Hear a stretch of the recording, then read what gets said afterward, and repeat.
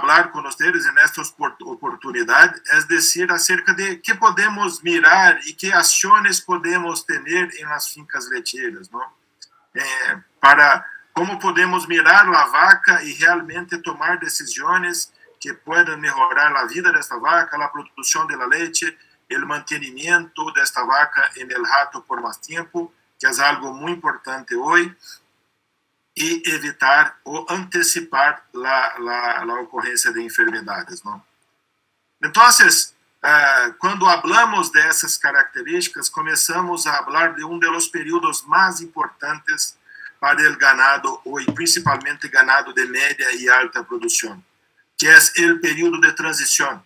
É período que normalmente consideramos 3 semanas antes do parto hasta as 3 semanas depois do parto, e é onde se passa os principais cambios metabólicos que vão afetar positivamente ou negativamente a lactação. Por nuestro, isso não é algo que passa solamente em Costa Rica, mas se passa em todo o mundo, em Brasil, em Estados Unidos, em Europa. Como a vaca não está produzindo leite em parte da transição hasta o parto, o ganadeiro não se atenta da importância e da necessidade que esta vaca tem.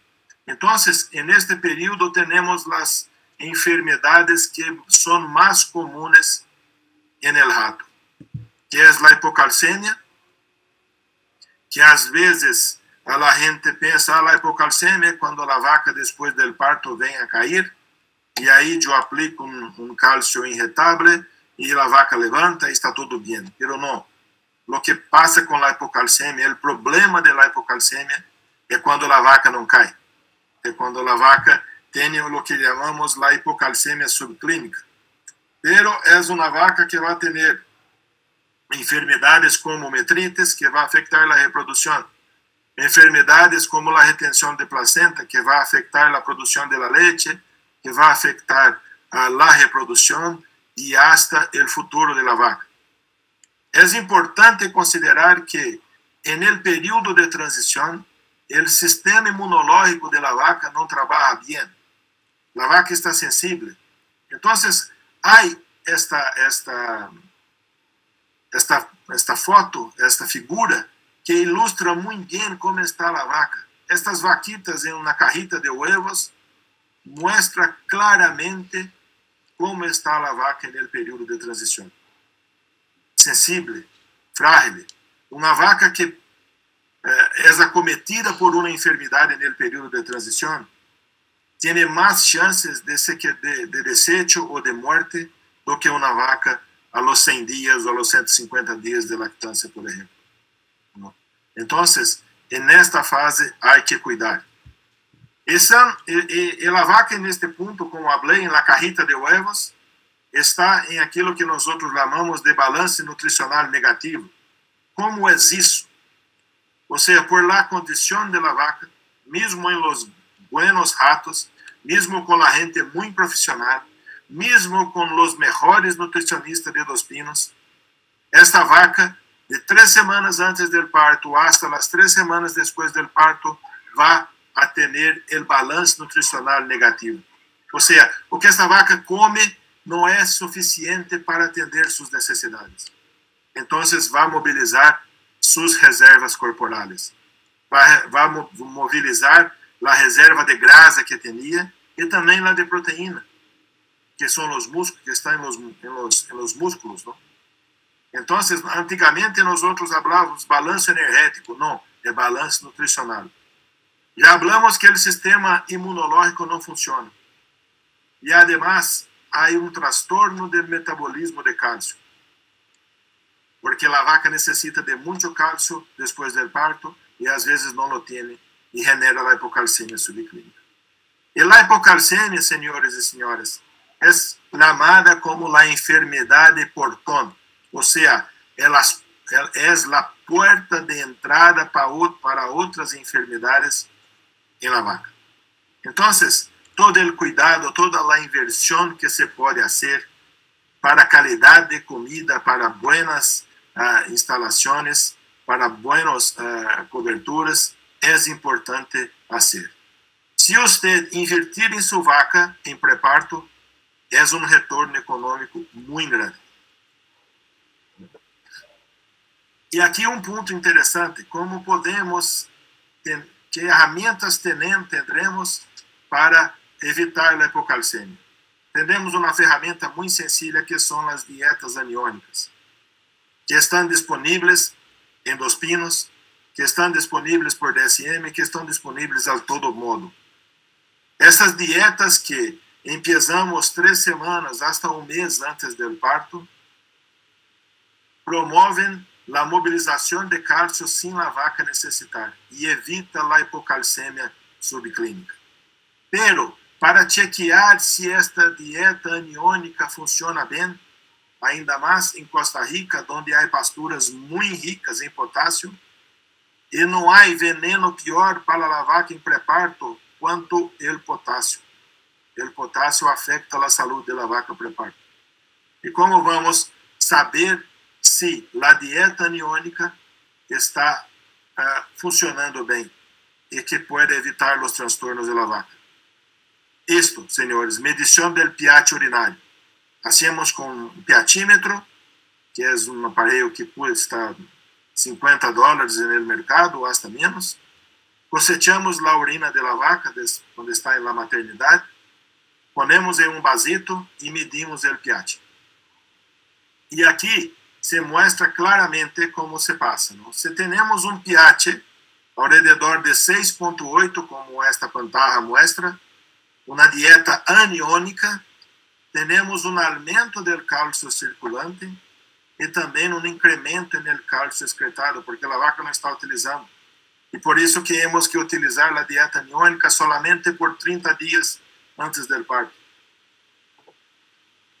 Aqui outro dado que mostra claramente.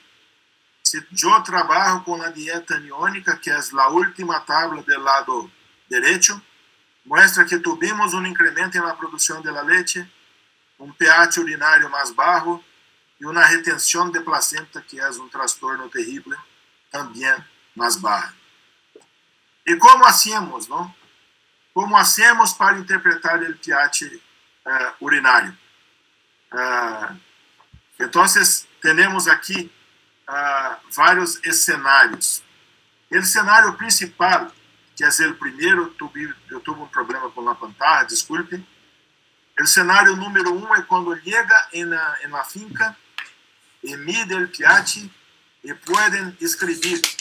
O pH promédio está ao redor de 6,5. Esta é a condição ideal. Um pH urinário ao redor de 6,5. E, consequentemente, variando de 6,8 hasta 6, 6,2. Se não encontra isso, perfeito. Pero, no cenário onde o pH promédio está 7,5, variando de 8 hasta 7, a dose de sales aniônicas não está suficiente. Ou então, os alimentos que estão fornecidos às vacas estão muito altos em potássio, principalmente. Então, há que chequear e incrementar a quantidade de sales aniônicas. Pero no cenário 3, onde o pH promédio está de 5,2, variando de 4,7 hasta 5,7. Também não está bueno, está muito alto. O pH perfeito é de 6 hasta 6,5. E aqui está muito baixo. Então, temos que diminuir a dose de los sales aniônicos. E o cenário 4, que é o mais comum que se passa nas fincas, é que temos vacas com pH muito baixo e outras vacas com pH muito alto. E então, verifiquem, chequeiem se o fornecimento da dieta está bueno, se o espaço do comedero está bueno, se a lotação está buena. Porque eu falei a vocês, a vaca no pré-parto necessita conforto. E não há nada que perjudica mais a vaca em pré-parto do que uma superlotação. É uma vaca que generalmente vai ter problemas depois do parto. Pero a medição do pH urinário é algo muito sencillo. Eu cometi um equívoco aqui e sempre me ouvido de arreglar, que é pH urinário não ruminado. E então, mira, essas quatro situações são muito importantes para o controle e o manejo da vaca no período pré-parto. E miren, senhores, a inversão das sales aniônicas é uma inversão que traz retorno por la inversão de 10:1. É algo que não há dúvida se há que usar ou não, mas temos que usar adequadamente. Outro ponto que passa com a vaca está acerca do balanço nutricional negativo. Não é solamente a vaca que tem o balanço nutricional negativo. Aqui está uma foto de uma leona marina e de uma baena. Então, vamos dizer, as leonas marinas têm solamente 28 dias de lactação. O ganho de peso de la cria é de 10% ao dia. E a leona marina usa 42% de suas reservas corporais. A ballena, aqui no caso da ballena azul, há ganho de 50 toneladas de peso vivo de la gestação.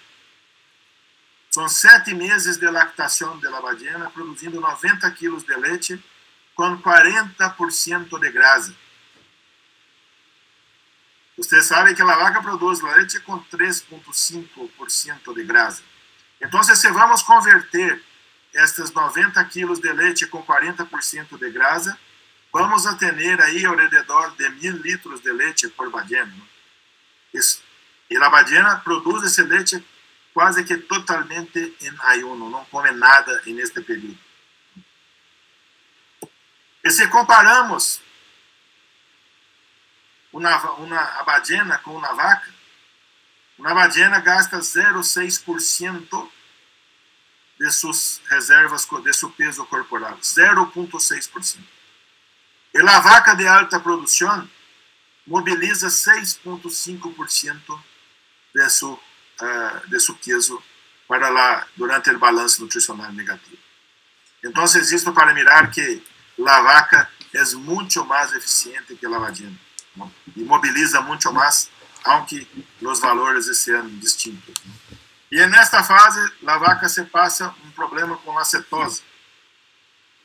E também com a cetose tememos de saber quando podemos fazer intervenção. E aqui, uma tabla muito sencilla, onde se mide o nível de beta-hidroxibutirato, se compara com o estado clínico e a intervenção. A vaca, no período pós-parto, mobiliza grasa normalmente. Então, até 1,3 milimol por litro de beta-hidroxibutirato está normal. Não necessita ser nenhuma intervenção. Pero se os valores vão aumentando, 1,3 hasta 2,5, podemos poner um drente e aplicar uma vitamina B12, de 12,5 hasta 3,5, também um drente diluído em água e vitamina B12 por mais vezes, não? E arriba de 3,5 já é uma cetose severa. Então, além do drente e vitamina B12, um ratito de destrosa também seria muito interessante. Mas eu não quero discutir acerca dos tratamentos. Eu quero saber como podemos evitar aquele equipamento que se pode comprar em qualquer farmácia, não? E pedir as tiritas de cetona. É algo muito barato, custa cerca de, vamos falar em dólares para quedar mais fácil, pero em Brasil hoje custa cerca de $15 ou hasta menos um equipamento desse e o mesmo peso por las tiritas. E há empresas que são especializadas em vacas, pero o que queria dizer é, vamos monitorar as cetoses e evitar as cetoses. Como evitamos a cetose? Primeiro, evitando as vacas gordas antes do parto, manter um score de condição corporal ao redor de 3,5. Quanto mais gorda a vaca, maior é o risco de cetose. Acertar quanto à alimentação no final da lactância e atentar quanto à reprodução. Se a vaca passa largo tempo com baixa produção de leite, a vaca em final de lactância engorda e não produz leite. Se vamos dividir a lactação em 3 fases, a lactação de 300 dias, 0 a 100 dias, 100 hasta 200 e 200 hasta 300. ¿Dónde está su ganancia? ¿Dónde está su ganancia? 80% de tu ganancia está en los primeros 100 días. Entonces, use todos los recursos en el inicio de lactancia, porque en el final la vaca está pensando más en tener peso para la próxima lactancia, el próximo parto, do que producir leite. ¿Okay? E aqui os problemas com a cetose, não? Se temos cetoses, temos o risco maior de deslocamento de abomaso e o risco maior de desecho. A concepção ao primeiro serviço é pior e a produção de la leite também é pior. Não podemos olvidar de alguns pontos muito sencillos. 1 litro de leite a mais no pique de lactância são 200 litros de leite a mais em toda a lactância. Então, se a vaca perde no início, vai perder todo depois. Aqui uma vaca que produziu, por exemplo, cerca de 1,5 litros de leite a menos, normalmente perdeu 2 ou 3 litros de leite no pique e perdeu ao redor de 600 litros de leite na lactação. Vamos adelante. Então, mira, a dieta estava bem balanceada. Como vou chequear isso? pH urinário. Qual é o histórico de enfermidades que tenho? É importante anotar. Um bom benchmark para a retenção de placenta é ter menos de 8% de ocorrências de retenção de placenta. Um bom benchmark para metrites é menos de 15% de metrites. Um bom benchmark para mastites são menos de 5% de casos. Se eu tenho muitas enfermidades, tenho que ver o que passa. Como está o pique de produção de minha vaca? Eu sei que Dos Pinos faz um controle excepcional da qualidade da leite e do monitoreio da produção de leite. Mira, o pique de produção determina tu ganância.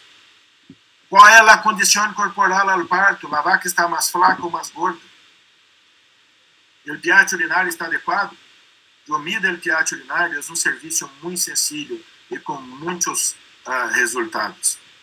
E também avaliar comedero, sombra, vamos a ver, né, adelante a latitude da vaca, a produção de leite e tudo. Então, mira, esta vaca, uma vaca que está no comedero, os ojos fundos, as orejas bajas, é uma vaca que não come. E uma das primeiras coisas que eu aprendi do manejo de vaca é que a vaca tem que fazer 3 coisas. Tem que comer, tem que descansar e ruminar e produzir leite. Se uma vaca está assim, é uma vaca que está pensando. E quanto mais pensa a vaca, menos leite ela produz. Chequeia a temperatura, se a vaca tem febre no pós-parto. Chequeia como está a descarga, como está a limpeza e a recuperação desta vaca. Chequeia a boniga. Vamos falar adelante de score de la boniga, de score fecal, pero chequeia se o score está no ponto adequado, não? E mira a produção de la leite.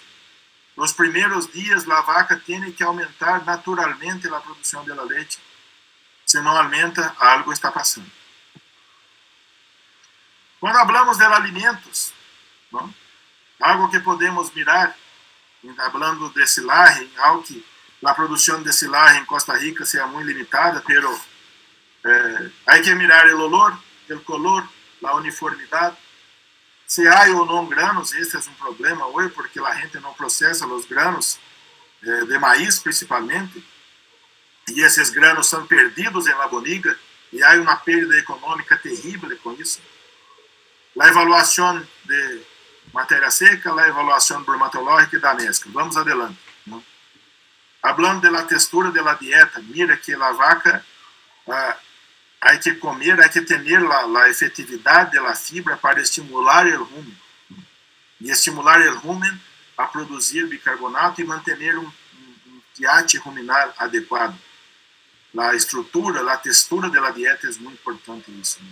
Às vezes, quando você usa o vagão mesclador também processa muito e diminui a efetividade da fibra da dieta. E, por consequência, genera muitas perdas. Né? Então, o subprocessamento afeta a capacidade de escorra, genera transtornos metabólicos, e aí há alguns equipamentos que usamos para isso. Aqui uma dieta mal mesclada, uma dieta onde a vaca vai escorrer os alimentos e vai deixar esta fibra para trás, não? E, consequentemente, não vai comer o que pensamos. Não? Nós outros nutricionistas decimos que há 5 dietas para a vaca. A dieta que está em la hoja, a dieta que liga na fábrica, a dieta que liga no vagão, a dieta que liga no comedero e que a vaca come. Não? Às vezes, o que a vaca come é muito distinto do que estava na hoja de papel. Aqui, superprocessamento. Não? Perdemos a situação de efetividade da fibra. Não? E aí perdemos, temos o risco de desenvolvimento de acidoses metabólica, de acidoses ruminal. Desculpe. Aqui erro muito comum, não? Se põe a fibra, não se mescla adequadamente, a vaca escorre, mira que os pontos, os huecos aqui, é porque a vaca intenta escorrer os alimentos, come os granos e deixa a fibra. A vaca com grano é como um chico com doces, com helados, com chocolates, o que seja. A vaca vai comer todo o grano que pueda e depois vai comer a fibra. Então, se não mesclamos adequadamente, podemos ter problema. E não podemos nunca olvidar a capacidade da vaca de escorrer os alimentos. E aí isso se passa, não? A vaca comeu os granos e deixou a fibra para trás. E, consequentemente, não vai ter a produção que necessita, não vai ter a segurança alimentar que necessita. E aí genera transtornos que podem prejudicar a sobrevivência do animal. E aqui, para mesclar isso, há algumas sarandas que chamamos as sarandas de Penn State, onde se evalua a dieta, onde se evalua se a dieta está bem formulada, se a dieta está muito bem, se o carro mesclador está trabalhando adequadamente. Então, normalmente, na pista de comedero, temos 3 muestras e miramos em las 3 muestras como estão os níveis de la estrutura da dieta, não? Como estão os níveis de fibra, a quantidade de fibra, como está a qualidade da mescla, se a mescla não cambia durante o fornecimento. E assim generamos uma boa segurança para a vaca produzida. Aqui está determinando o tamanho de partícula, não? E aqui os padrões que usamos normalmente para que podemos chequear se a dieta está bem mesclada ou não. Então, aqui teriam o lundo da saranda ao redor de 36%, o ideal seria 45%, então um pouquinho baixo. O médio, abaixo de 34%, ok, vai ter a boa ruminação. E aqui superior 30%, significa que a escorra no comedero vai ser muito alta. E, consequentemente, podemos ter muitos problemas com a ingestão inadequada de alimentos. Não? Porque a vaca come muitos granos que estão no lundo e no meio e não come a fibra para o correto balanceamento. Então, o balanceamento na hoja de papel há que ser garantizado no comedero. Então, se temos o material arriba de 10%, como está aqui, temos o risco de seleção do alimento. O material arriba de 45%, como está en el mundo, tenemos el riesgo de una acidosis metabólica. Y además, usamos la Penn State para evaluar la calidad y la uniformidad de la dieta. Entonces, los sinales de selección en el comedero es alteración de la ingestión de materia seca, o sea, un día la vaca come mucho, el otro día la sobra, los desechos son muy grandes. Hay una variación en la consistencia de la bonilla. Entonces, un día la bonilla está muy firme, otro día está muy blanda. Y el principal punto, las fluctuaciones en el contenido de grasa y proteína. Además de la grasa y proteína mostrar y ser un punto de eficiencia en la producción de la leche, también nos ayuda mucho a monitorar cómo está nuestra dieta, cómo está nuestro manejo. Los indicadores de proteína y grasa, además de la contagem de células somáticas, nos muestran cómo está la nutrición de nuestras vacas. Y aquí hablando de la textura, yo creo que podemos, una dieta muy grosera, muy gruesa, va a generarse la selección, bonilla inconsistente, va a ter cambios de ingestão de matéria seca e contenido de sólidos variáveis. Por outro lado, se superprocessamos o material, temos uma acidose subclínica, temos o risco de torção de abomaço, uma baixa ingestão de matéria seca, uma bonilla blanda e o grande problema de vacas mancas. Né? Aqui efeito claríssimo de um sinal de seleção no comedero, ¿no? Quando se formam esses huecos, como mostrei em las diapositivas anteriores, se forma este hueco, a vaca generalmente está selecionando, separando os granos e a ingestão inconsistente. Então, o uso, a medição, o conhecimento de sólidos em la leche é algo muito importante para saber como está a dieta de nossas vacas. Há fatores genéticos que são involucrados em contenido de sólidos em la leche, há fatores ambientais, há de produção, mas há manejo alimentar para isso. Por exemplo, sabemos que é diretamente relacionado com produção, com o contenido de proteína na leite, a inclusão do almidão na dieta e a disponibilidade deste almidão. Nós trabalhamos em Brasil desde 2014 com uma enzima que se chama Honozyme Humstar. É indicado para dietas acima de 25% do almidão. E como esta enzima torna o almidão mais disponível, tem efeito direto na produção de proteína. Não adianta poner mais proteína na dieta ou poner alto nível de proteína na dieta esperando um aumento na proteína. Às vezes, o que vai ter é um aumento no nitrógeno ureico na leite e uma eliminação de nitrógeno no ambiente muito perigosa. Además de efeitos na reprodução e tudo.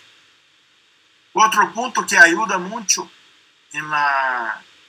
no contenido de proteína na leite está relacionado com o balanço de aminoácidos na dieta. Ou seja, o balanço adequado de metionina e lisina nos ajuda muito no contenido de proteína na leite. O balanço de fibras adequado, muito interessante quando se trata de contenido de grasa na leite, e também a qualidade. Este termo sanidade de ambiente ruminal não me parece, a qualidade do ambiente ruminal. Não se olvide de algo, a melhor proteína que se pode oferecer a uma vaca é a proteína que é produzida no rumen. Então, se tem uma flora ruminal rica, se tem uma flora ruminal sana ou de qualidade, vai ter resultados boníssimos em contenido de sólidos em produção de leite. Não se olvidem de isso. A melhor proteína que se pode prover a uma vaca é a proteína ruminal. Quando falamos do cheque, Vamos falar de grasa em la leche. Então, la grasa é mais fácil, não? Relativamente.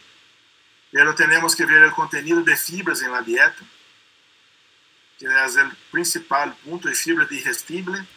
Às vezes eu acompanhei alguns ratos que a gente ponia uma fibra totalmente indigestible e esperava um incremento em grasa em la leite. Se a fibra não é digestible, não vai aumentar o contenido de grasa. Então, a fibra tem que ser de qualidade. Outro ponto é o uso de grasa protegida. Se usa grasa de soja, normalmente temos problemas com diminuição de grasa em la leite. Não passa nada com a saúde, porque normalmente nós outros associamos a diminuição de grasa em la leite com a acidose ruminal. Pero, quando trabalhamos com certos tipos de grasas ou com certos tipos de alimento que têm um contenido de grasa muito alto, o contenido de grasa cai, pero a saúde da vaca não se afeta. E também a sanidade do ambiente ruminal. Então, aqui uma tablita, né? Não quero perder muito tempo, pero que podemos fazer? Se melhoramos a ingestão do alimento, melhoramos o contenido de grasa em proteína. Se melhoramos a frequência de alimentação, se temos mais substrato ligando ao rumen, temos um aumento no contenido de grasa em proteína. Se eu limito a energia, diminuo grasa e proteína. Ou seja, se a proteína cai e a energia cai por conta de ela diminuir o contenido de energia na dieta, eu vou ter problemas. Se aumento os carboidratos não fibrosos, ou seja, aumento o maíz, principalmente, eu vou ter um aumento de proteína, pero uma diminuição na grasa. Por outro lado, se tenho muita fibra, diminui a proteína e aumenta a grasa. Então, e aqui estão falando alto ou baixo contenido de proteína na dieta, sem efeito no contenido de proteína. Mas é muito importante. É muito importante porque as plantas lecheiras tendem a pagar por sólidos muito pronto. Um incremento de 0,2% no contenido de proteína em la leite representa para uma planta de 100 mil litros algo ao redor de $500,000 ao ano. Quando falamos de produção de um queso barato. Quando falamos de produção de iogurte, esta conta liga quase $1 milhão por ano. Então, as plantas lecheiras sim ou sim vão pagar por qualidade da leite, principalmente por contenido de proteína e depois por grasa. Um ponto muito interessante e que genera muita discussão é o nitrógeno ureico na leite. Também é algo muito importante para chequear a qualidade da dieta. Os valores adequados estão entre 11 e 14 miligramas por decilitro. Olá? Desculpa. Quanto mais grande o valor de nitrógeno na leite, o risco de reprodução, a mortalidade embrionária aumenta, então há perdas na reprodução. Há perdas nutricionais porque se eu tenho muita proteína na dieta, há um gasto energético para eliminar a proteína. E há a característica ambiental. Um dos grandes problemas da produção animal nos próximos anos vai ser quanto à excreção de fósforo e nitrógeno, de fósforo e nitrógeno no ambiente. Então, mirar o nitrógeno na leite é algo muito, muito importante para a qualidade da produção de leite, para a qualidade de su rato e para os resultados. Algo que temos que ver, é um assunto, não é uma diapositiva bonita ou agradável, pero mostra um score fecal de 1, que é a figura superior no ponto esquerdo da pantalla, que é uma dieta com alto teor normalmente com alto teor de granos, baixo teor de fibras, é algo que a largo prazo pode generar transtornos. E um ponto importante, mais importante que a laboniga estar em score 1 ou score 2, é muito importante chequear se há burbujas em laboniga. Este é um ponto muito importante. O score ideal é o 3, que é esta foto do lado direito, superior direito, e o score 3. É ideal. É quando se forma como se fosse um pastel de boniga, não? É alto, né? E hasta a gente que habla que o sonido há que ser muito característico, né? Eu não vou repetir o sonido aqui porque vai ser algo muito gracioso, não? Pero mira a altura de um pastel de boniga, ¿no? Pero recuerdo hablar, se vou falar de score 1 ou 2, mira se há burbujas, porque se há burbujas realmente temos um risco de acidose ruminar, ok? E transtornos posteriores. Se eu tenho um score muito alto, uma boniga muito seca, é indicativo de falta de nutrientes na dieta, principalmente falta de proteína. Para quem trabalha em pasteiro, e não é do caso de Costa Rica, que tem uma pluviosidade fantástica durante todo o ano, não? Mas nós outros que estamos abaixo do Equador, temos períodos de sequia. Se mira a boniga del gado no final da sequia, quanto o contenido de proteína da pastura está muito baixo, se vê uma boniga com score 4 ou 5, que é malíssimo. Se vê uma boniga com score 5, que é este inferior do lado direito, seguramente o ganado está perdendo peso, não? Aqui uma característica simples, não? Eu hice a tradução, pero algo se passou com el ajuste, pero usted é o melhor evaluador de uma silagem. Usted só não usa o sonido, pero usted usa o toque para ver a granulometria, se a fibra efetiva está adequada. O olor é muito importante.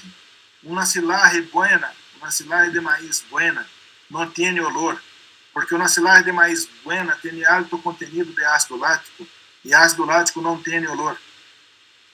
O gosto, eu espero que ninguém pruebe, pero uma silagem hay que ter um gosto ácido, não? Porque o pH de uma silagem buena é baixo. E a visão, uma silagem muito oscura não foi bem fermentada. Uma silagem negra indica que a proteína do maíz que foi ensilado ou do produto que foi ensilado se foi perdida. E normalmente o olor desta silagem negra também é muito malo, né? Então, só para chequear na finca os principais pontos de um alimento. Então, rapidamente, queria terminar a apresentação e dizer, se quer fazer algo de uma finca, pergunte à vaca. A vaca te dá, se lo hace a pergunta corretamente, a vaca te responde. Normalmente, a solução dos problemas, a vaca está dizendo e às vezes nós outros não nos percebemos. Ok, tenemos una pregunta. Dice, ¿cuáles considera usted que son las principales barreras para la implementación de buenas prácticas en el periodo de transición? Boníssima pergunta, Juan. Este é um ponto muito interessante. Eu creio que as principais barreiras são as barreiras culturais, não? Isso não é uma exclusividade de ustedes em Costa Rica. Em Brasil passamos muito por isso. O conceito de que se a vaca não está produzindo leite, eu não vou invertir. Então, o ganadeiro brasileiro pensa assim, boa parte. O ganadeiro estadunidense pensa assim. Às vezes, em los países que eu he conhecido, é o mesmo. Então, há que pensar o seguinte, né? Toda inversão que se hace com a vaca em preparo, a resposta é boníssima, não? Todo o que se invierte, o ROI de los produtos que temos para o preparo, são ROIs de 10:1 ou 12:1, eu falei das dietas aniônicas. Pero é um problema cultural, né? hemos vencido, né? Más gente ha visto a importância de ter uma alimentação correta, um ambiente correto, um ambiente protegido para a vaca pré-parto.